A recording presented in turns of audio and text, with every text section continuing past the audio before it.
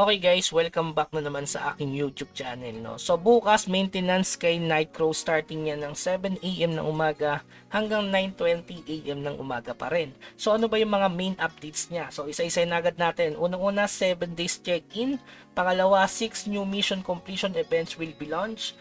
Pangatlo, new event Vanish Kingdom of Appius. Ito maganda to guys kasi per day to makaka-receive ka ng chest. So yung pang-apat, special dungeon event will be held. Pang-lima, 3 new season passes will be added. So sa tingin ko maka-memorion pass na naman. Nasa 2K dice yun, no? Tapos yung panghuli, 74 new item collection will be added. Ito regarding dito, wala akong info dito. Kung may info kayo guys, pa-comment na lang dyan sa baba para makapag-hoard na ng item regarding kung ano yung tataas dito sa 74 new item collection, no? So, unahin na natin yung check-in event. Ayan, syempre napaka-solid nito lalo na kung meron kayong alt na ginagawa. Ayan, kailangan nyo lang mag-daily login. Hindi nyo kailangan magtapos ng mission. Napaka-solid yan guys. Nasa 90 pieces na SOA at 4 na higher seal. So, Morion na lang talaga yung problema at saka gold coin. Since yung alt naman, may bigay ngayon na Morion, diba? Ang daming Morion na nakaraan linggo. Okay? So, sunod yung mission completion. Ito medyo madali lang yung iba, pero yung iba mahirap talaga, lalo na yung kailangan mo ng essence, no? Yung primal essence. Unang-una dyan yung resplendent crafting support. So, yan, madali lang naman tapusin. Magkakaroon ka ng ancient papyrus at saka yung mga rare scroll na pang-craft ng epic. So, yan, madali yan. Pangalawa, itong guild order 30 times. Yan, madali lang yan, 6 days. So, makakuha ka dito ng rare crafting material na naman selection, 5 piraso, guys. Tapos ito pa, oh, talagang namimigay na sila para makabuo ka ng first epic mong item. Yung ba nakabuo na eh, no? Tapos ito, defeat boss raid, 9 times. Makakuha ka dito ng incense burner, yan. Kaso hindi plus 5 eh, no? So, pipili ka lang ng isa na babasagin mo. Sure ball, plus 2 lang yun. Tapos ito, lost key. Ito guys, related to do sa Vanish Kingdom. Yan, Kingdom Secret Rebound. Baka magtanong kayo para saan to. Related yan sa Vanish Kingdom mamaya. So, yung panglima naman nila itong element. So, regarding dyan, kailangan mo mag-summon. Matic naman yan eh. Ganyan yung bigayan. Pero itong sa huli yan, Alchemy Transfiguration and Conversion Order. So, kailangan mo dito yung sinasabi ko nga sa inyo, Philosopher's Stone. Yan, 5 piraso guys. So, Primal Essence yung bigay niyan. Ayan, transfigure ka ng 100 times. So, bukas pwedeng tumaas ang Morion or pwede yung Primal Essence tumaas. Kasi maganda yung kukunin nila dyan eh. Splendid Element Extraction.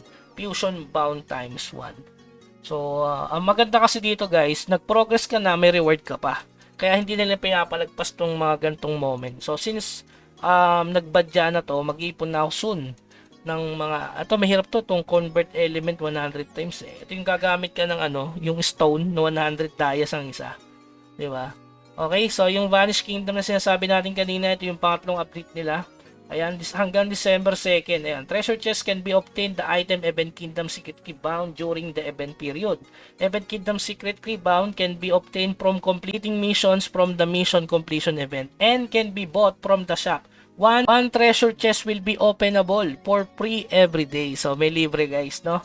All items not tradable daw. Event can be checked, obtained from the event icon located on the top of the window. So, ayan guys.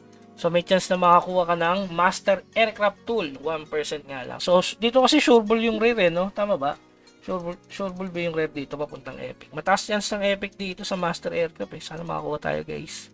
Yung pangalawa naman yan, Epic Glider Challenge Chest Bound. Yan, Group 2. So, tingin nyo na lang kung ano yung mga possible na makuha natin bukas. The more alt, the more chance of, alam nyo na. Tapos yung huli, dungeon event ito. Kaya tumaas yung ticket, pero pwede kasi sa Masarta Eerie Rock Sanctuary guys eh. So starting ng Masarta 5 to 9, mabilis daw ang drop. Kaya wag mo na kayo mag special dungeon. Ayan. Special dungeon bukas hanggang December 3. So ibig sabihin abot ng 26 isa. Abot pa tayo ng 2 beses makakapasok. Bali 3. Okay? So yun lang yung update ni Nightcrow. Keep grinding lang guys. Yan katulad ko naka-AFK lang sa level 64. Ayun oh. Pumaldo pa dito. Silver Spear. Uy, may mahabol pa guys. So, kaka-AFK ko lang. 1 oras lang. O, para ako nasa Masarta, diba? Uy, magkano naman to? Mura lang ata ito eh. May pwede na. 222, o. Diba? Easy Dias. Sakto, wala pa naman akong Dias, no? So yun, tamang AFK lang dito sa level 64. Okay? So yun lamang guys, keep grinding hanggang sa muli.